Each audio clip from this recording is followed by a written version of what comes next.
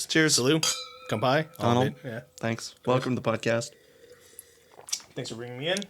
Thank you for your patience. It's been a day, but here we are. We made it. Sitting in a chair. We have nice wine. Thank you for bringing this. Of course. I'm happy to have you on. It's it's funny. Everybody that's been on the podcast is somebody that I've met before. So I apologize if I got to get my rust out. You'll be my victim.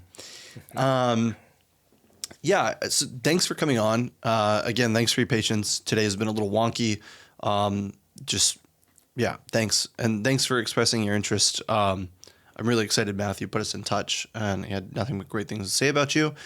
You obviously have a wealth of experience and knowledge, so I feel lucky to have you here. Done enough. Yeah. I've done enough. Yeah. Isn't all of it? I'll say wealth. Well, of that. Yeah. You know what I'm saying. Yeah. It's all right. Yeah, wealth of knowledge.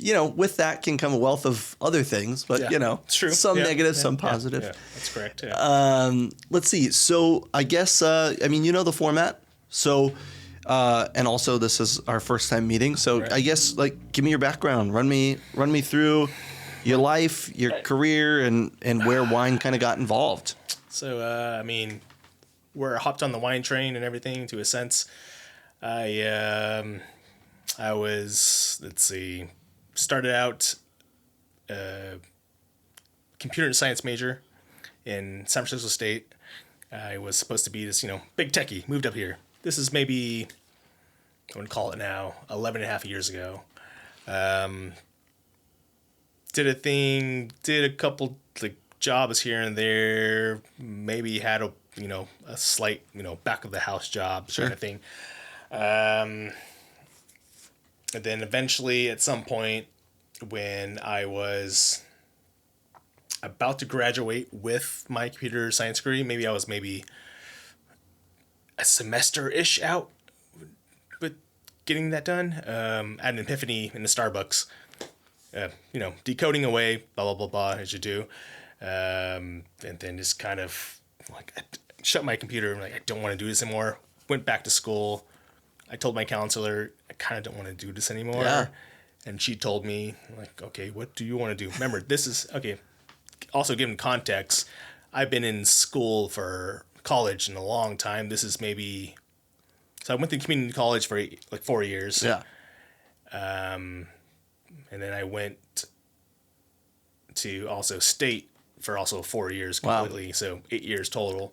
So at this point was maybe 6.5 years in, and I was just I don't want to be the techie anymore. Yeah. I don't want to do this thing. I did have a job kind of lined up with Twitter. Cool-esque. I was supposed to be security in some sense. That was my kind of name of game. Mm-hmm. And so to fast forward, I closed the laptop in Starbucks in West Portal, San Francisco. Went back. I don't want to do this. And then, all right. What do you do? I kind of have this wine job. Yeah. In Pacifica. And, the wine thing seems kind of fun. And she told me, all right, just maybe you want to do that instead. So I switched majors real quick. And eventually, a year and a half later, I graduated just with a hospitality management degree.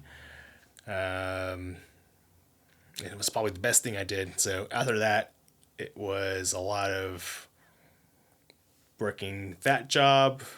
And then I went to Arlequin, maybe soon after that.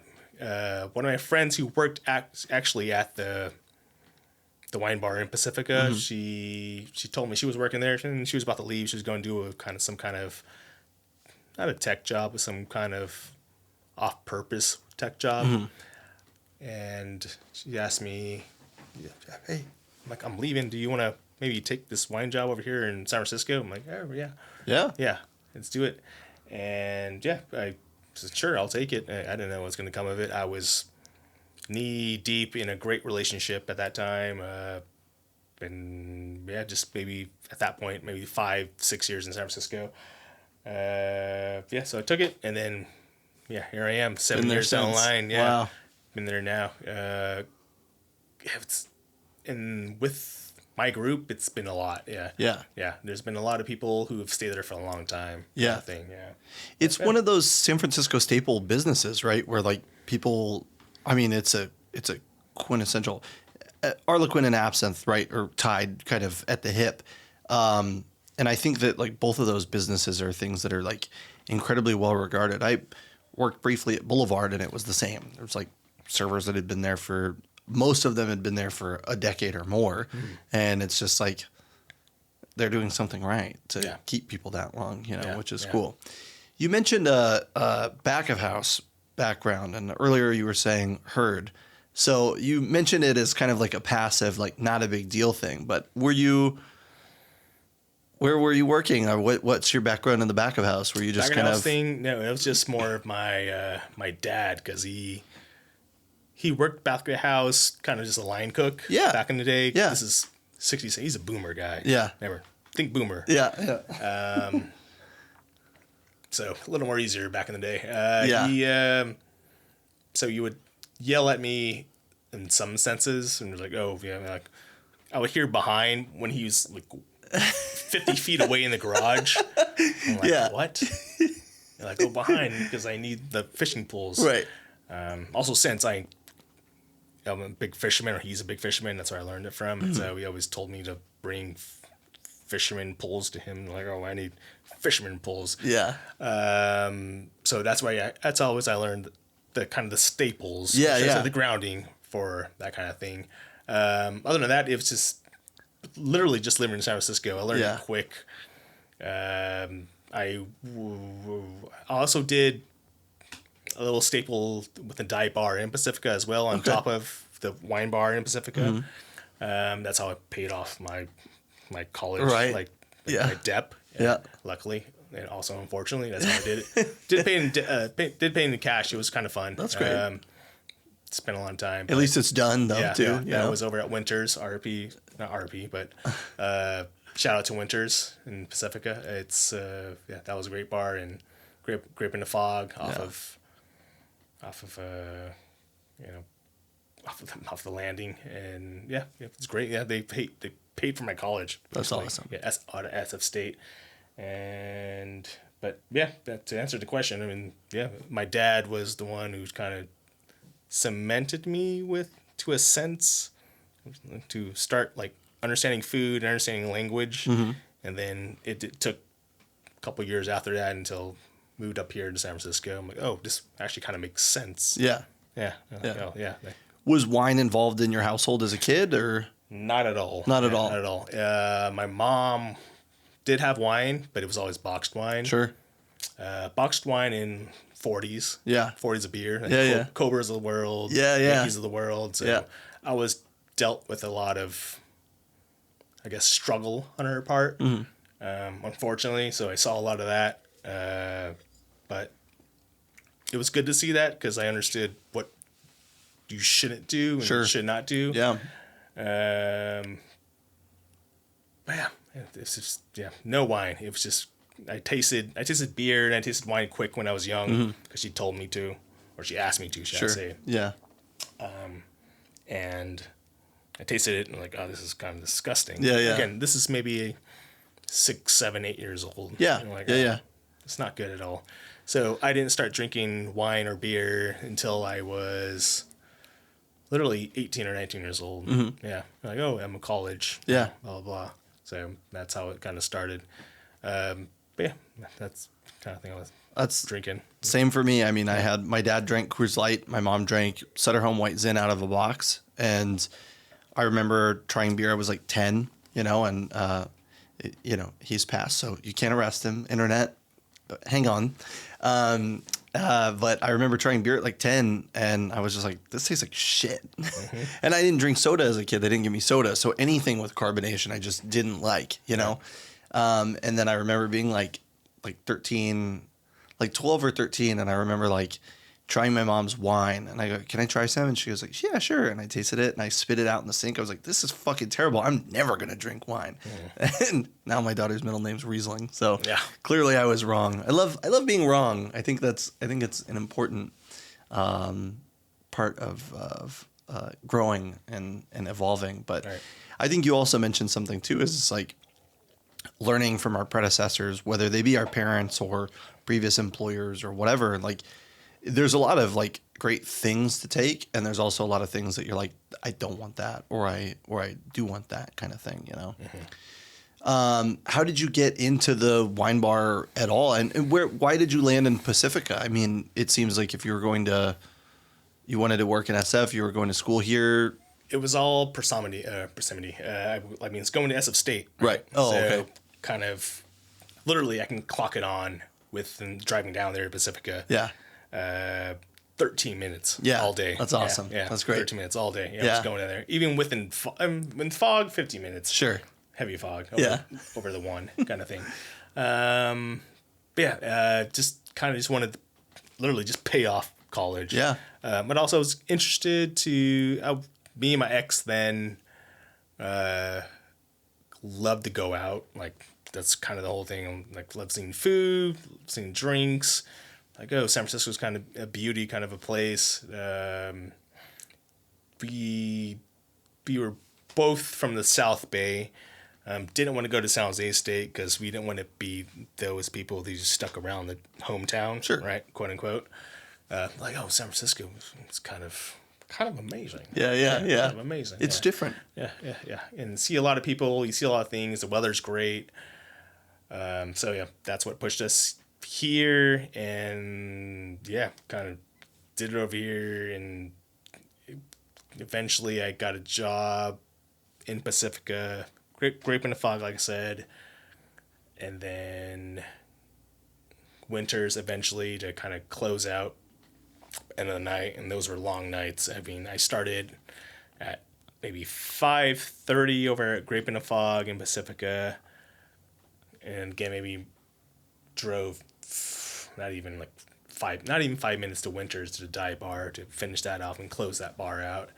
But got paid in cash. So And then school all morning. and in school all morning, Yeah. kind of thing.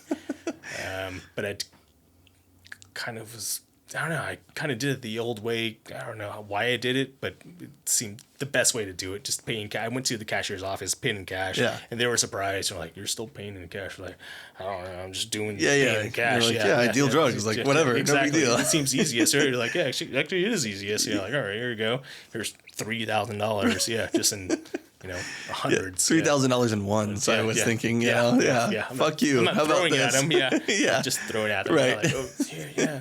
Just T-Pain song in the background. Like, oh, well, yeah. Just get one of those auto-tune mics, you Yeah, I know? would love that. Yeah. But yeah, that's kind of how I started within wine to a sense. Yeah. That's it. And then Grape in the Fog, I mean, this isn't, I'm not familiar with the business. Did it focus on any region in particular, or what was kind of the concept behind it? No concept at all. Nothing. It was really just kind of run of the mill. The owner, Beth, I love her to death still. Shout out to Beth still, Grape in the Fog. She runs a good bar, but Pacifica itself is kind of, I guess that whole part of the peninsula, Half Moon Bay kind of thing is an interesting part. Yeah, you want to serve to the locals, and the locals really want something real cheap and real, quote unquote, don't care and dirty. Yeah. That kind Yeah, of thing. recognizable. It seems Yeah. like, we went to a couple restaurants in Pacifica last year, and the wine lists were they felt like a little corporate, Mm-hmm. But then there's that, I'll do my shout out. We went to Bad Animal. Bad Animal. Yeah. Oh, Where is that? I'm sorry. I'm wrong. This is in Good Animal? I don't know. No, Bad Animal. This is in Santa Cruz. I'm too far south. There you go. Yeah, There you go. and Or down. And we went there, and that was everywhere else. The wine lists were like, eh. But then we went to this place, Bad Animal, and it was like a library/wine shop, and it was super cool. And they had, all the wine by the glass was $20 a glass, but all the wine by the bottle was like $40 to $100 a bottle. So of course we're drinking a bottle when we don't need a bottle, but we're like, oh, it's a better deal, right? Better. Yeah. Always is, yeah. And so you've been at Arlequin now for as long as you have. Mm-hmm. And have you seen a lot of change? I mean, you're there pre-pandemic and you're there post-pandemic, and you were there obviously during the pandemic. Retail was doing pretty well. Yeah. How has that evolution been? I mean, because to me, on the on-prem side of things, in my background, 19 was just awesome. I was on top of the world. 2019 was like San Francisco's awesome. And then, going into 2020, 2021, things were challenging. 22 started to look really great. 23, I think across the board for everybody has been weird. And 2023 was weird. 24 has been weird too. Mm-hmm. But I mean, how have things been there? It's starting from pre-COVID, let's call it 2019. It's great. Same thing as you. Things are going. The whole group, actually, not just Arlequin, the whole group of the absent group. Yeah, chef. The whole group was doing great. I was working. Let's see. I'm thinking 4.5 days over at Arlequin and 1.5 day. That seems weird to say 1.5 day, but restaurant people know about this. Right, 1.5 days over at Biota working som shift. Oh yeah, okay. So that's where I was getting my som thing from. It was good. It was good. It was popping. Well, the best thing going on because Biota was as a Spanish restaurant for people on the World Wide Web right now. It was a beautiful Spanish restaurant in the Summer District off of 8th and Brannan. Officially closed a month and a half ago, unfortunately. Okay. Yep. But it was, the whole group was doing great. Aston was doing great. Comstock Saloon. Oh, yeah. It's a beast and the beast. I forget that they're tied because they're not like, they don't like market heavily that they're like all unified, Exactly. Yeah. Kind of old school in that sense. Mm-hmm. And then obviously Arlequin, we've had our thing. And then we were kind of transitioning because that cafe next to Arlequin has always been closed. Not always, but it's been closed down for like a year and a half, 2 years at that point. Mm-hmm. So we were trying to make it a different premise, and then obviously COVID hit, and then we had to push it off until a little later, not too long. And then pushed to actually 2020 when COVID is actually happening. It was kind of, they had a pivot to solely retail. Mm-hmm. We had the whole, plastic windows in the front. We had to give people, bags on the window still. The whole thing. Yep. If you saw of all everything. Eventually, they hired a couple more people back. Fortunately, they hired me back, kind of a thing. Within the wine shop side, my beverage director, Philip Alverfesca, still here. He's working now with his own group. He's kind of the, how would you call it in a thing? COO, so Chief Operation Officer. Yeah. Yeah. With Avanel. So Avanel is kind of this within De Masson. De Masson's a big Spanish book, and then also they're going to absorb Charles Neal at some point. Right. Yeah, so it's going to be big because Charles Neal is going to retire, I guess. Yeah. Yeah, as you should. But so that happened, and then now 21 pushing on to 24. Years been fluctuating. 21 was kind of not that good. Then 22 pushed on to a little more, the symphony, the shows were going back on. Yeah. Should I say? And then 23, definitely the shows where the Jazz Center kept going or did go back on. Bill Graham went back on. The rest of the city went back on in 23. And then obviously all of 24, things were just clicking. Yeah. I think the best time now to even do anything in the city, not just, take over a lease for a place in the city or just sell wine in the city or do anything in the city for not just wine and bars and beverages and food. It's now. Yeah. Because everything's pretty, I think, affordable to a sense. Yeah. If you want to do it. Yeah. And it feels like there's I hope that it's only up from here. Yes. Yeah. There's a lot of energy right Yeah, now. yeah. Yeah. We've had a lot of concerts. Right. A lot of high purpose people coming to town to build, Mm-hmm. like, to Chase Centers. Free concerts over in Golden Gate. Thundercat was just doing a free concert in Golden Gate so cool. two nights ago. Yeah. There you go. Yeah. Yeah. I mean, there's things going on, and Yeah. the city is going. I think people need to come back here. I want them to come back here. Yeah. I think all of us want them to come back here. Yeah. Yeah. Just people are scared about it because it's just microscoped within, those 3.5 blocks of downtown. So, Right. Yeah. I Yeah. want to be that.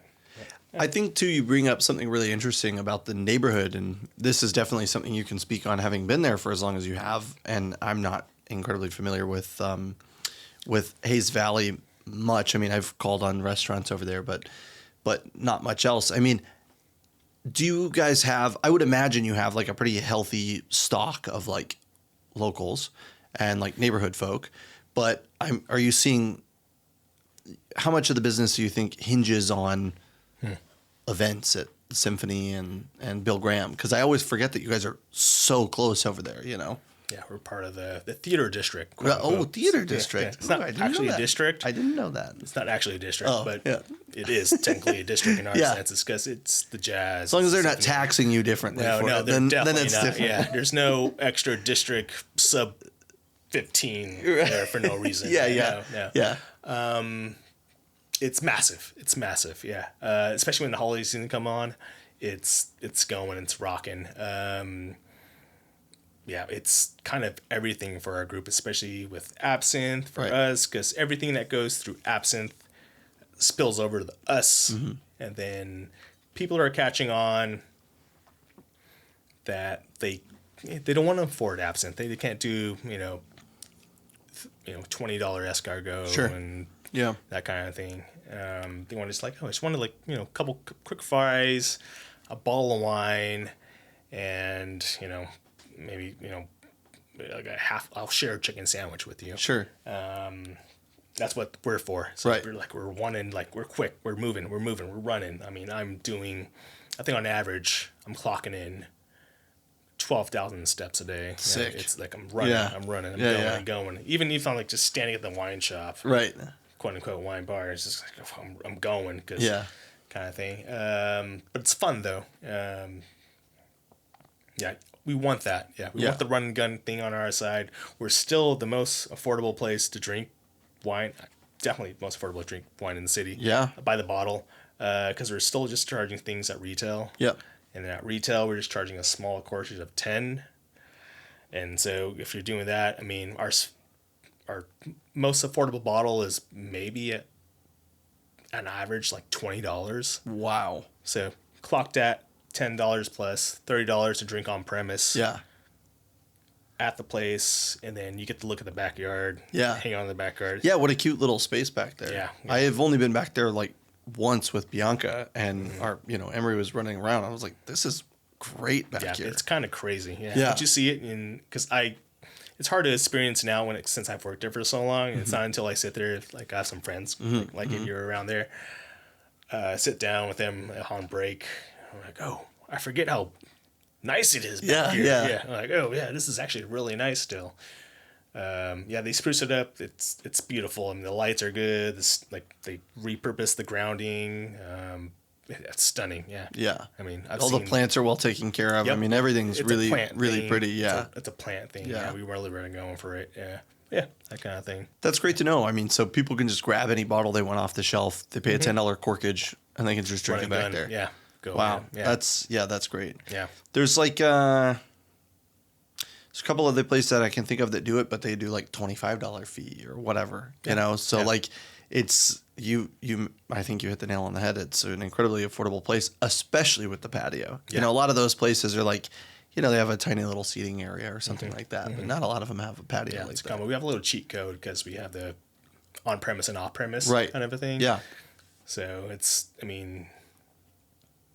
Paris has been doing this for years, Yeah. decades already, where they have to kind of,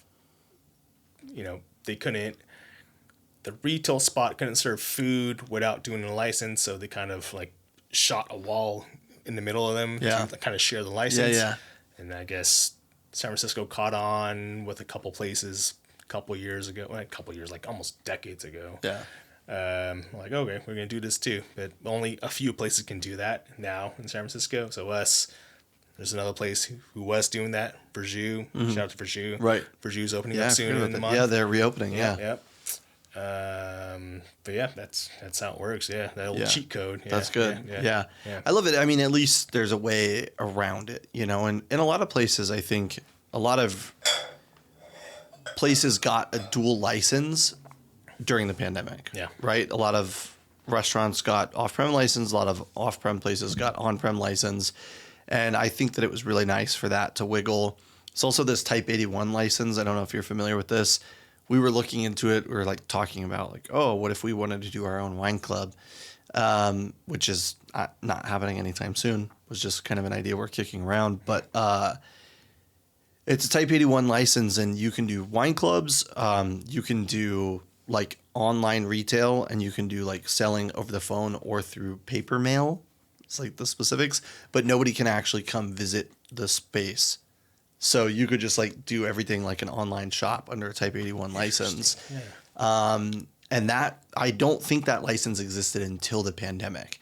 And then that became kind of like an answer for people to have like an alternative income stream, which was, I think, Got it. greatly important during that challenging Yeah. time. This is delicious. Yeah. What can you tell me about this? I just saw Lange. It's a white. So I mean, long all the way through. Justice is so there's, you can't see this on the camera probably too quick, but there is a picture that she hand draws everything, and Wow. she's kind of That's a drawing? Yeah, she's self-taught herself to make like these drawings herself. Wow. So she makes, owls to sardines, kind of appropriate what should quote unquote be paired with these wines. Yeah. So salty wine with salty food. Yeah. Right, kind of thing. That's the most I know about it right there. I mean, she was also just came back from the whole tasting. Yeah. Yeah, it was a fun night, but we had a lot of salty food over at what was it, Yakoi, yeah. Oh, yokai. Yokai. Yeah. Yakoi. And I mean, had a couple seafood over there and with that, and it was good, and a couple, kind of things with meats and all that. But it's delicious, yeah. That's awesome. But yeah. Thank you for sharing. Of course, I was yeah. excited.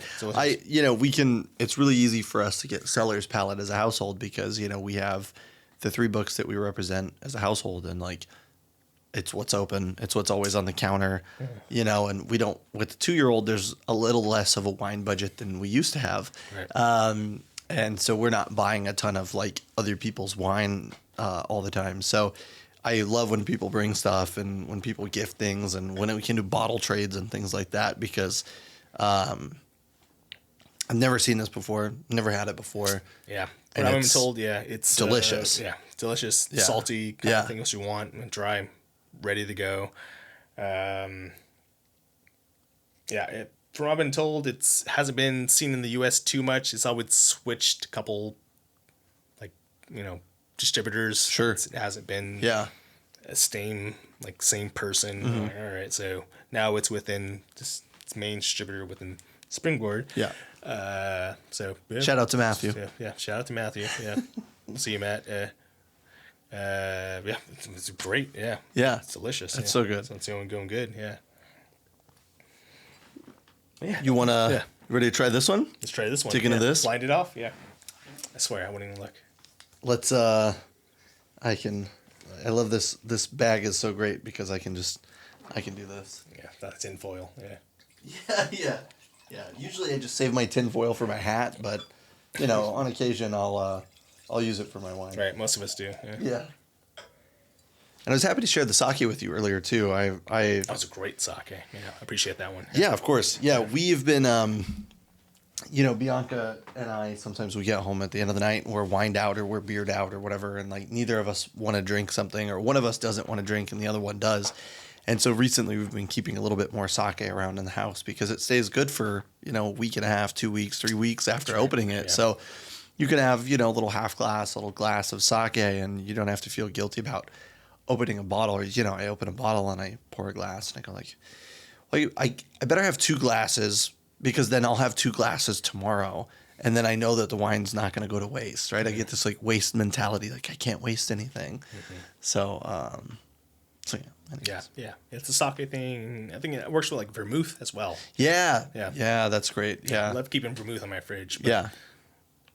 especially like Spanish vermouth, I'm really deep with that stuff, and like, I gotta keep this going on, for a little bit more. Yeah. So just more like a little, especially the good stuff, kind of like 4 ounces worth, a little bit of ice, orange peel, a little sparkling water. Call it a day. Perfect. Call it a night. Yeah. Or day. Whatever you want to do. Sunshine. If it's your day off, who cares? It's whatever, your day. Day, night, day, morning. Whatever you want to do. Yeah. That's not me. I mean, we used to represent, Chambers and Chambers, we had the Olay portfolio. We still represent a few of the wines. We're really lucky to represent Luis Seabra or Chebra or however you pronounce it from Portugal, the Leirana Albarino's, Atlantida wines, Nordes Gin. But we had those Mata vermouths from Spain, and those are so good. And there was a Tinto and a Blanco, and they were great liter bottles. And I think they retailed at like $25 or $28 a bottle, and they were so good. Now we have Navazos Palazzi, which is a great like red vermouth from Spain, but it's much more dry, not quite as sweet. Which I don't know. I don't normally have a sweet tooth, but those Spanish vermouths, when they have just a little bit of sweetness and bright acidity, I love that. It's great, especially at the end of a day. If you had wines and you don't really feel like wine, you don't really want to feel bloated when you drink too much beer, which I often drink too much beer. It's a awesome alternative. Yeah, vermouths and sherries too. I mean, Definitely sherries, of course, 101. Yeah. Not 101, but 1 to 2. Yeah. Vermouths kind of hit. Especially when they have the herbaceousness, you want that at the end of the night. You're like, oh, you want this kind of like herbaceous, alpine, minty, but also the red like hardiness from that, but also the freshness on the back end, and then throw on the rocks, like I said, and splash of whatever you want, or not, and it's beautiful. Yeah. It's stunning. Yeah, that's why the Spaniards are doing it for who knows how long. Yeah, for a long time. Do you guys carry? I mean, are you purchasing your vermouths and stuff somewhere else, or are you kind of? What's your Arlequin? For anybody that's listening, Arlequin has an incredible wine selection, but I guess I've never really looked in the wine adjacent categories. I mean, do you guys specialize in also like vermouths and sherries, or you just carry a few? I guess we do. We definitely do now, since we've had to incorporate a lot of the sherries and vermouths from Biota, our close restaurant. Okay. Yeah. So we have so much of it. I mean, we always had, because we were always 1-to-1. Right. But now we've actually had to take it all on. Yeah. So yeah, definitely have had always Cool. great vermouths, great sherries. But the demographic still thinks sherry is sweet all the way around. Vermouths, that's a demographic only. Maybe people who've gone to Spain, really. Yeah. And that's about it. I know it's so tough. I love programs like when I go to Engrafted. I love when I go there and they have like 6 sherries by the glass. They have like 5 vermouths by the glass. They have like 9 sakes by the glass. And they obviously have an incredible beer selection too. And I'm always just like, this is so cool. Yeah. But then in the back of my head, I'm like, how sustainable is this? Right. But of course they can pull it off, because like people that go there are like you and I. Yeah. We will drink sherry. We will get a glass of sherry, or, Golden Sardine. If you've been to Golden Sardine yet? Yeah. Oh, yeah. Definitely. Yeah, I go in, I'll get like a glass, and then I'll get a sherry, or I'll get a sherry and then I'll get a glass or something. And it's just like, I love being able to kind of like, have that olfactory Olympics, just like constantly like switching what I'm drinking. I think it's, of course, makes life variety is the spice of life, I think is the saying. Oh yeah. Yeah. Vice versa. Yeah. And shout out to Andrew Nelson. Oh my God. Yeah. What a cool program. The only thing that I wish I wish I had more time to spend there. Yeah, of course. Yeah. Yeah. Because I'm usually just getting all of Riesling because I know it's four list. Oh my God. For like a 4-page list of just Riesling and Andrew Nelson knows his shit and all that. It's a beautiful space. Everybody go there. Go there now. You have to go there. Yeah, Yeah. please. If you haven't been, go. I was having this conversation with somebody the other day, and I was like, and they're like a friend and a good wine person, and I said like, yeah, he always has 10 Rieslings by the glass. And they're like, at least. At least. Yeah. And they're like, that seems unnecessary. And I was like, it is. That's the best part.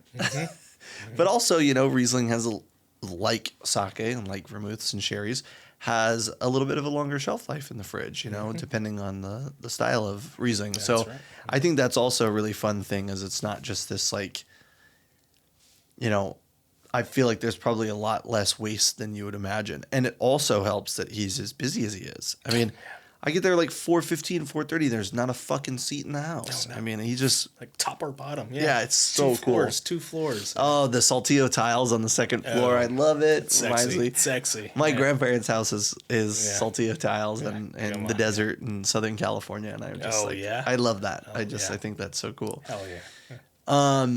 So as somebody that's been in the industry and that's worked at a place like Arlequin as long as you have, I'm sure that you've kind of like gone in and out of phases of wines that you like. We were talking earlier, it seems like we're both kind of in this phase now where we're into kind of like unique whites that are high in acid and kind of like fresh and vibrant. I mean, is there a phase that maybe has never spoken to you or I guess, a phase that has always spoken to you? A phase that hasn't been spoken to me is kind of the phase that I've probably first learned is probably Napa Cabs. Sure. Obviously, living in California, raised in California, raised in Bay Area, really. Really close to that area. And so, it was something that I learned definitely just straight up to my face, like, oh, this is, big cabs. This is, I'm thinking about like the producers now. I can forget Scarecrows of the World. Sure. All that. Like, oh, this is what you should learn. And I'm like, all right, I don't know. This is when I was a kid too. I'm maybe 21, 22. Yeah. Fresh. Yeah. Fresh. Yeah. Young gun. And so I'm reading these magazines, wine inspectors of the world, and it's just like, okay, this is what I should know. And then eventually, not you, but me, like maybe a lot of people too, you start seeing like, oh, it's maybe not that good as it is, more so because it's so expensive. Yeah. I see a lot of customers and out-of-towners, bridge and tunnels, come in town, like, oh, I want some Napas, I want some Sonomas, more so Napas, like, I want some Cabernet or Pinot. That's the main thing, right? And I tell them, I go, well, do you want Cabernet from Napa? You're like, yeah, always, of course. This is Napa from California. I'm like, well, Napa's going to be, really expensive. So fucking expensive now. It's going to be really expensive, yeah. Like, it's like, why is that? Like, it's like cheaper for us. I'm like, are you sure about that? Yeah. You're like, well, it's because the land is so expensive. So you don't really want to touch about that. I always say Napa, and droughts and fires and minimum wage and taxes and every fucking thing that they can bang you up on in California. They bang you up on. Clocking you. Yeah. It's just a clock in the face every time. And it's like, don't go to Napa. Go to Sonoma. I'd say if you want to do a California like wine trip. Go to Sonoma. It's cooler. It's not Disneyland. Napa is Disneyland, basically. Seems fancy. A lot of jazz hands. Right. Yeah. A lot of jazz hands. A lot of smoke and mirrors. Yeah. And so go to Sonoma. It's a lot more chill. The people are a lot more chill. Yeah. It's a lot more fun. The food. Well, actually, no. The food is great both sides. But personally, if you want to have a more respectable time with yourself, your family, your partner, X, Y, and Z, go to Sonoma side. It's beautiful. Yeah, that kind of thing. But Yeah, I mean, I hear you. It's so funny. I was just having a conversation last night with James from Artisan Wines, and we were talking about, and this was, I think it was not on the podcast, but we're talking about wines like, Trig Point Cab, which is through Vinifera. It's like one of Sorting Table's only domestic wineries, I think, besides Snowden. I'm sure they have some others, but it's just the one I can think of off the top of my head. And Nick Goldschmidt owns it and makes the wines, and it's I think it's Sonoma, or it could be Dry Creek, on the Sonoma side, anyways. But and it's a like single vineyard Sonoma Cab that would retail at like $30 a bottle that just fucking rocks. And alternatively, I was talking to my friend Will Pye at Prospect on Friday. We did the podcast, and we were talking about Raffinelli. Right. Yeah. Another one that is much harder to get, but still really affordable, and benchmark world-class Cabernet, also from Dry Creek, that is not break the bank. Right. There's so many great areas. And, when I go to a restaurant and I'm presenting wine, you look at a list, you look at a shelf, and you're looking for a hole. Like, what do they not have? And one of the wines I always put in the bag is like a Rockpile Cab from Moreton. I was just like, nobody has a Rockpile Cab or Rockpile Zin. You can walk in the door and you go like, this is a territory you don't represent or a region you don't represent. And you can kind of just like present directly for that space. And it's nice that there's, great wine for reasonable price, because I feel like it's less and less. Sancerre prices are skyrocketing, Bordeaux and Burgundy obviously have always been just continuing to go upwards.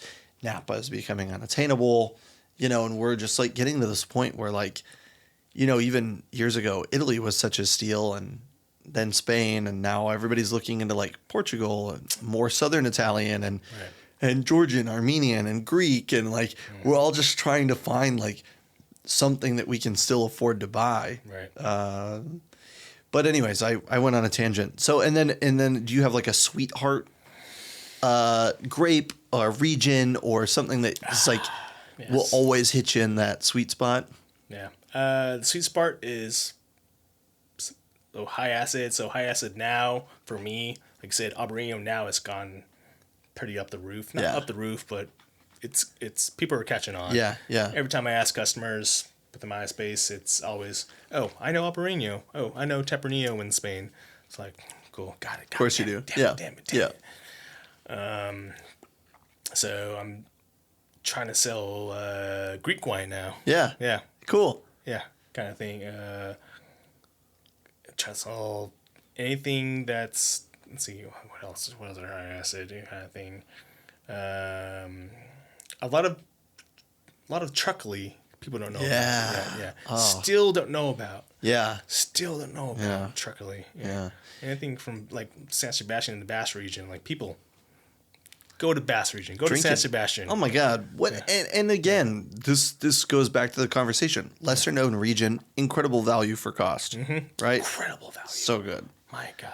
And just a great patio pounder. It's a good wine on its own, and it's a great wine with food. Yeah. Like, what more could you ask for? Yeah, you want all that. Yeah. A good Napa Cab's good. A good Napa Cab with a steak is great, right? That's the difference. And I don't really feel like that's the case with chocolate. I feel like chocolate is always a great time. Yeah. And same all the time. It's breakfast, lunch, and dinner for sure. Yeah. Before dinner and before lunch too. It's 5. Yeah. That is the dinner. If right. anything, you have call it on with any kind of dish you have. It's light dish, mid dish, heavy dish, after dish. Right. Yeah. Make it a dish. That's funny. Pour it. Yeah. As long as it's warm, as long as you got people around you. Yeah. Truckly is going to be there. Yeah. Or if you're all alone, just drink a bottle to the face. You'll feel better. Yeah, pour it into Peroni by yourself. Yeah. This will be great. You could practice. Just lay in the bathtub and just pour the Peroni in your mouth. If you spill, you don't have to clean it up. It's nothing. Yeah, it's nothing. It's okay. Yeah. That's funny. Yeah. And then, I had another question. Where are you living now? Just like what neighborhood? You don't have to give me your address. So, or if you do, we can always edit it out. 911 New York. Yeah, what are you talking about? Yeah. So, no, I'm off at Divisadero. Okay. I've been there for the past 4 years. I've lived in I said earlier, I've lived in the city about 11 years now. Yeah, love the city. Kind of thing. Yeah, Divisadero seems like the spot that I've. So many cool things over Yeah, there. yeah, Divis is great. You got lucky. Yeah. Yeah, yeah. In the middle, it's called Divisadero for a reason. The dividing line, right? Yeah. It's where the fog moves in, and like, where Carl, like, do I want to move in or not? Yeah. Move in or not? Yeah. Move or not? So that's where it goes. Yeah. Like just like thinking off the top of my head, it's like, Go. at the far side, Maison Corbeau, fucking B manufactory, B on the go, the pastry shop with the porchetta sandwiches way up by Maison Corbeau. And then you keep going down and you have like, Que Fico, and you have Ragazza, and you have fucking Nopa, and you have Fool's Errand, and you have, there's so many great things. I know. I'm just like, all of a sudden I got a page. Oh shirt yeah, going look on at that. now. Oh, that's funny. Page It's, SF. it's behind the arm. I Yeah, I couldn't know see it is. it. I know. That's all right. Yeah. Got a page shirt going on. Yeah. Yeah, and there's so many cool things. It's such a cool neighborhood. Yeah. I love that space over there. So obviously you probably have a little bit of a sweet spot for that neighborhood, but like, what are some of your favorite places? You've been in the city for 11 years. Mm-hmm. Do you have all-time favorite restaurants or something that's captured you recently? And then let's talk restaurant, and then let's talk wine bars, and then let's talk, dive bars, because we all love a good dive bar. So Gotcha. Of course. Yeah. Restaurants. I have to stick with my taco places in the Mission. Yeah. I'm going with. Sorry, a little burp. Yeah. I'm going. Let's see. ABVs for late night food, for a sense. Yeah. Yeah. Taco. Any taco spot off of 24th Street. Yeah. You'll be okay. Yeah. Late night. Everybody says like San Francisco's not a late night spot. Go on 24th Street. Oh yeah. The Mission is. Fine. Yeah. 24th Street, you'll be fine. Yeah. Especially Taqueria Vallarta. They're open up till the ends of nights. Wow. They won't tell you that. Yeah. It's okay. You can go there. Yeah, that kind of thing. Let's see what else. Seafood. I tell seafood to go around the city. So one of my favorite spots is Skoma. Yeah. Skoma's kind of a place Classic. where it's in an alleyway kind of, so tourists can't really make it to there. So if you want to go on a little, prop to kind of like, day or date, go to Skoma's on a good day. Awesome. One of my best pairings in the world is their fried calamari with their gin Bloody Mary. Oh. Yeah. Or in Call Red Snapper. Oh. Yeah. It is one of the best pairings because, the Bloody Mary compensates for the marinara sauce, blah, blah, blah, blah, blah. Yeah. And then other than that, let's see, wine bars. I'm going to call it off. I'm just going to bang it out. What are we going? You're going Fool's Errand. We're going Robber Baron. Yeah. We're going Golden Sardines of the World. We're going, where I started. Not in San Francisco, but where I started. Grape in the Fog in Pacifica. What else? Brain farting. Nobody else matters. No, I'm just kidding. If you're listening. Nobody else matters, but we all matter. Yeah. I thought that was a Kobe Bryant quote. Oh, Yeah. see, I wouldn't have got that. Yeah, me either, yeah. Just thought of that right now. Who else? Oh, El Chato. Oh, yeah. Mission, yeah. Oh, Good yeah. friends. Yeah. Friends. Shout out to them, yeah. Who else? I can't keep going. No, you're good. Yeah. But that's good. That's a good core list. And then let's circle back to like the retail side of the world, which is something I think that I apologize. I probably should have focused a little bit more on because you're only my second person on the retail side of things. What are some things that you feel like are important to talk about on the retail side of things that maybe differentiate things, make things harder for you, make things easier for you? Like, what are some things that you think that you really want to point out? Because I've had a lot of restaurant folk, I've had winemakers, I've had a bunch of people from a bunch of different walks, but like retail is something that I don't have a lot of experience with. So gotcha. I give you the floor. So the floor itself, makes everything easier. I mean, in my area specifically, this definitely depends on where you are. Like neighborhood to part of the world. Like retail is really, you got to bring your customer in and you got to really hard sell. More than if you're somming. I'll say a little more than if you're somming on restaurant side, like that kind of thing. It's because you're really just people are coming in Hayes Valley, where Arlequin is. You have to. These customers are, a lot of them are kind of techies, but then kind of the older folk. So you kind of have to flirt with both of these demographics. Yeah. And so that's the hardest part, should I say. Yeah. So there's a lot of code switching. Just like, oh, how Yeah. are you today, Yeah, yeah. gentlemen? I'm like, oh, kind of thing. Oh, ma'am, you're looking great today. Yeah, kind of thing.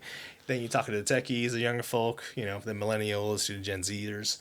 You're like, oh, wow, what do you guys want? Oh, and they'll ask me like, oh, I just want some orange wine. I'm like, oh, it's orange wine, not an accent. Right. But that's how I call it. That's why I hear it in my head. I'm like, oh, orange wine. Gotcha. And like, oh yeah, we got that. Yeah, well, I got you. I got some of that for the kids. I'm Right. Like, oh yeah. I think, oh, we're already 30 years old. And like, yeah, I guess we are kids still. Yeah. That's right. Yeah. It's also chillable reds. Do you want some chillable heart, reds? Yeah. In heart, you're always kids. Oh, thank you. Yeah. But it's ever a changing battle every day. It's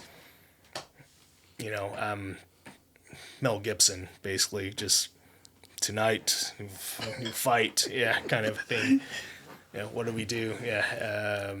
Especially on the weekends, it's a tandem with me working the wine bar and bottle shop and kind of the fast casual restaurant side. And all of us are kind of in one tandem or one team. I like to call it, we're one pirate ship. Yeah. We're a good pirate ship. Yeah. I call that. We're the Black Pearl. Yeah. Anybody knows, Yeah. Pirates of the Caribbean. We like to keep a tight ship, a small ship, and it's the retail side is, you gotta like run and gun. You gotta like, okay, what do you want? What do you want? What do you want? What do you want? Want it? How do you want it? Right. And we see a lot of the kids again, just kind of. It's either it's one or two. It's either I want my grandma's Chardonnay, rum Bowers, or my orange wines. Yeah. I'm like, oh, all right, here we go. So Yeah. we keep a little bit of both for both crowds, but then we do have our crowd.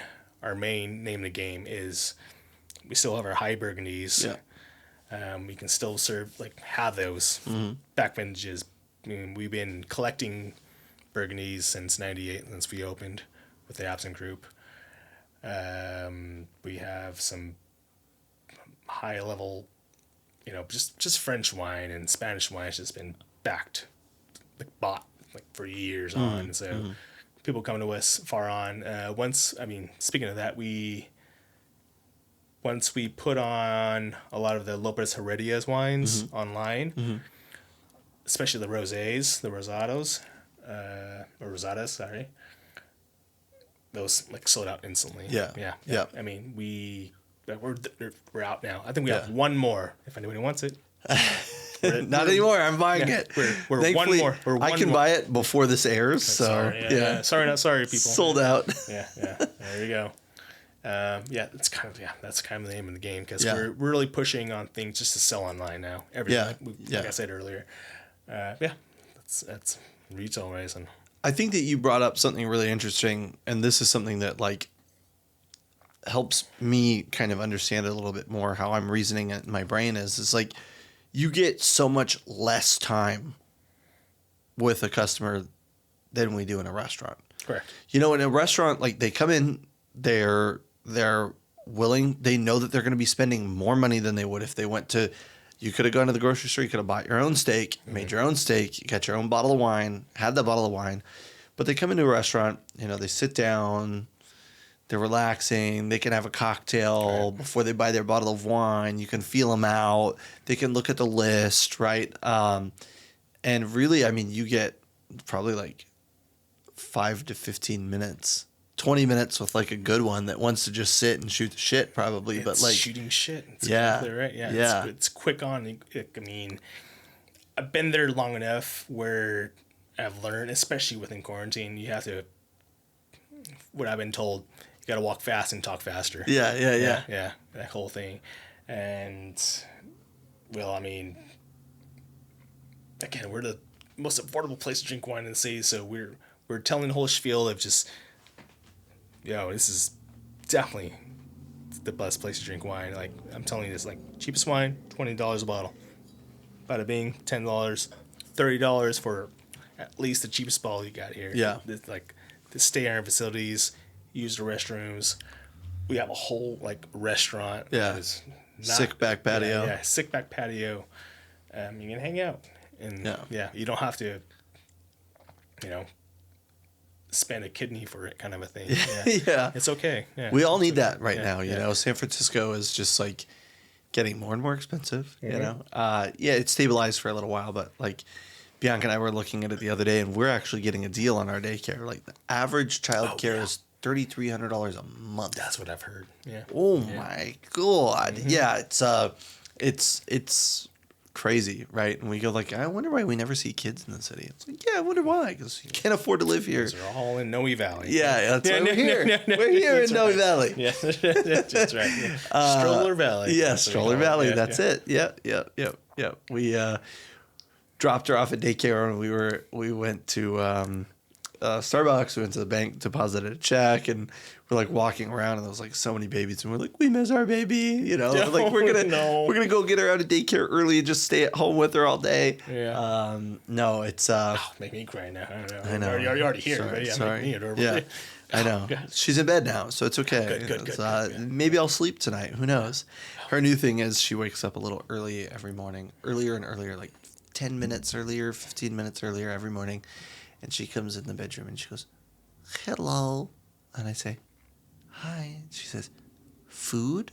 And I say, okay, baby, yes, well, let's go eat. You know, I give her some food. I go back, lay on the couch, fall back asleep, you know, like just, one eye open. Yeah, exactly. Just make sure she's not sticking a fork in the outlet. Yeah, it's always the thing. Right.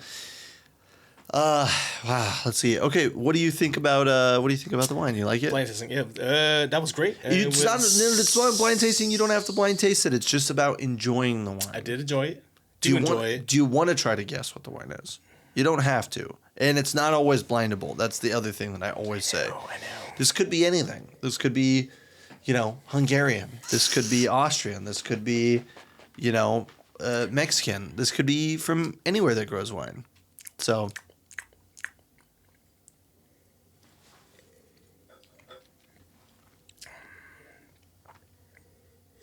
Well, to make it easy for everybody, really easy for everybody. It's actually really good. Yeah, good. Yeah. That's the most really important good. part. Yeah. Good. It is high acid. It's kind of fresh. I'm going to say it's at least, it's 20 at least at youngest. Yeah. Not youngest, but 20 at oldest. Yeah. It's a freshie. It's a baby. It's fun. You could call it like Petit Chablis. You can call it Albarino. Mm-hmm. I mean, if I were to touch Italy, I would, fuck myself off because it's kind of just no man's land, really. Yeah. You want to do that. Yeah, when you get an Italian white, it's literally Pandora's box. Yeah. Wow, that acid is high. Yeah. I can feel it in my head now. Mm-hmm. It could be like Portuguese Avrejo too. Mm-hmm. It is a Cabernet Sauvignon. No, I'm just kidding. I hope so. Napa Cab. It's the scarecrows of the world that we were talking about earlier. No way. No, it's a wine that I like to drink a lot. I mean, first of all, I love the variety, but in particular, this producer produces slightly richer styles, so that's where it gets a little tricky. Oh. This is actually a wine that Bianca represents. This is, and it's funny. Ebner Ebenauer. This is their Poisdorf. The fucking Gruner Veltliner. Shit. But it's funny because I've used this this blind bag since the beginning of the podcast, and I've never once put Ebner Ebenauer in the bag. So it took 28 episodes to put the wine in its own bag. This doesn't come with it. They make a Pinot Noir bottling that comes in like a little bag, but it's such a cool wine. I love it. It's so great, so fresh. All right. Yeah. That's delicious. Yeah, it tastes a lot sharper than it should be. Yeah. Yeah. What it could be. It's delicious. And it doesn't have that like really kind of green characteristic to it that I really like. Tart. Too. Yeah. Tart. It's not like that skinny kind of thing you want it's out such of it. Or you do want out of it. Yeah. It's such a fun wine. We drink it the day before our wedding. We went to Palm Springs and we rented an Airbnb and we had a pool and we were sitting at the pool. It was like 110 degrees outside. Of course it was. Yeah. And we were sitting by the pool drinking this and I was like, this is great. For about 30 minutes, and I was like, I'm going to get in the pool now because I'm fucking dying. Yeah. And some grandma or aunt is going to be like, hey, honey, you're looking great over there. Yeah. All dried out. Yeah, give me some, honey. Hair's bleached because of the sun. Yeah. Give me a little more like, you know. I'll take a little more of that Grüne Veltliner. Yeah. Let me dash out my cigarette on your head. I don't know what I'm going to do. Yeah. All right. Well, let's see. We're getting to the point in the podcast where I always like to ask the question, like, do you have any advice, any words of wisdom, any thing that you think is important that you want to share with any of the listeners that we have? Or any soapbox you want to stand on for a moment? Soapbox, stand on it always. Keep going out. Yeah. Keep seeing people. Keep drinking. Keep eating. Keep experiencing whatever city you're in. Really, San Francisco, Chicago's, New York City's, Madrid's, Copenhagen's, any big city of the world, small cities of the world. Please just see your people, understand your people, drink what your people drink, and travel. Yeah, and just hang out, just have a good time. Just, Fuck yeah. Drink what you like. I love that. We're humans. Yeah. Have humanity. Yeah. Yeah. It's pretty easy, really. Yeah. It's easier. To a sense. And after you have a glass, it's a lot easier. Yeah. And then when you have a second glass, it's really easy. And then about the third glass, I mean, we're all one. Yeah. We're one. Yeah. We're all flying up like Superman. Yeah, exactly. Awesome. Anything else you want to talk about? Anything else we should touch on? I mean, come by to my place anytime. It's Arlequin Wine Merchant. I'll be there from, when am I there now? It's Thursday to Monday. My hours are 11:30 to 9. So come by anytime and I'll be there. What a cool program. Yeah. I mean, you guys have like large formats of a bunch of dope shit. You have like producers that people want, and you guys have a bunch of like really interesting things that I've never seen before and I've never had before. Yeah. And after having been in the industry as long as I have, I always love when I can go somewhere and learn something. Right.